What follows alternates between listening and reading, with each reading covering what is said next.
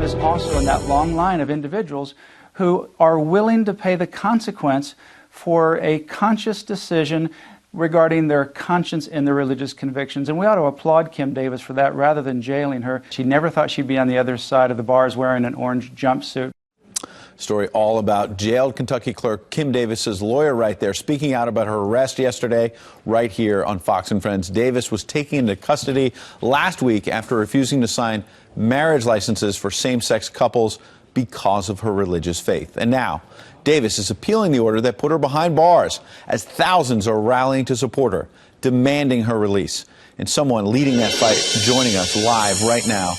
He's spearheading the fight for faith, 2016 presidential candidate, former Arkansas Governor Mike Huckabee. Good morning, Governor. Good morning, Ed. Tell me about what you're doing over the next 24 hours to sort of expand your efforts in this fight. We'll be holding a rally at the Carter County Detention Center in Grayson, Kentucky, Tuesday afternoon at 3 o'clock Eastern. And the purpose of it is to show support for Kim and also to let the world know that it is unacceptable to put a person in jail without bail because she followed her conscience. And not only that, but she followed the only law that is in front of her. The Supreme Court's ruling, in fact, said that they ruled that there was rights for same-sex marriage. Mm-hmm. But the Supreme Court, Ed, can't make a law. They can't bring into a codified version of the law and prescribe specifically.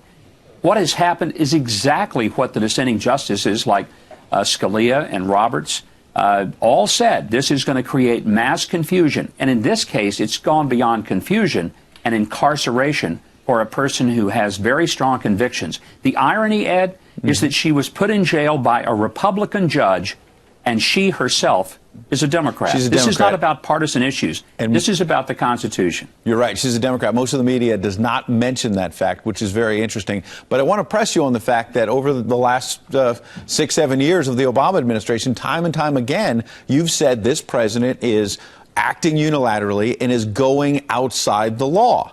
And so the Supreme Court, I hear what you're saying, but they've now spoken. And won't there just be chaos around the country if you have more clerks like this just saying, I'm not going to follow what the court said?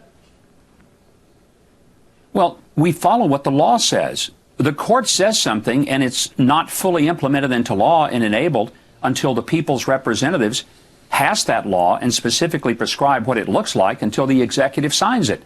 And this is Civics 101. I mean, everybody should understand the three branches of government act in concert with each other, not independently of each other. And one can't overrule the other two. Jefferson warned about judicial tyranny. He said that this happens when you let the courts begin to make law. That was followed by Hamilton, Adams, Jackson, Lincoln, who disregarded the 1857 Dred Scott decision. The courts then said that black people weren't fully human. I don't think anybody says, oh, well, we've got to follow the law because that's what it says. That's what the Supreme Court said. Abraham Lincoln ignored it because he knew it wasn't right. And I think we're missing the bigger point. It's not just religious liberty. It's whether or not we are going to follow our constitutional prescription of three branches of government or whether we're going to have people who just act independently of the other two branches. And my problems with Obama's overreach was just that. He acted without authorization from the Congress. An executive can't act independently, but, Ed, neither can the Supreme Court. It is not the Supreme Branch. Governor, last question. We've been talking this morning about how it's been the summer of Trump.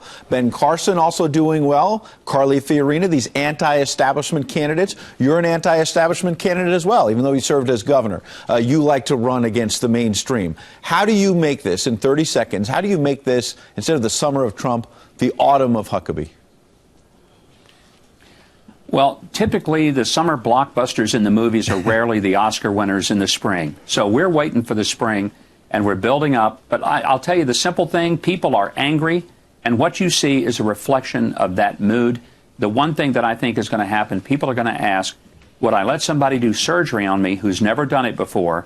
Would I let somebody fly an airplane through a thunderstorm with me in it who has never flown before?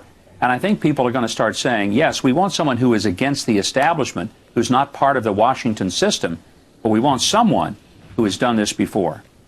And the Academy Award goes to, well, we'll see, actually, if the nomination goes to Mike Huckabee. Governor, thanks for joining us this morning. Have a wonderful rest of this Labor Day weekend with your family. You bet. Thank you, Ed. Good to see you, Governor.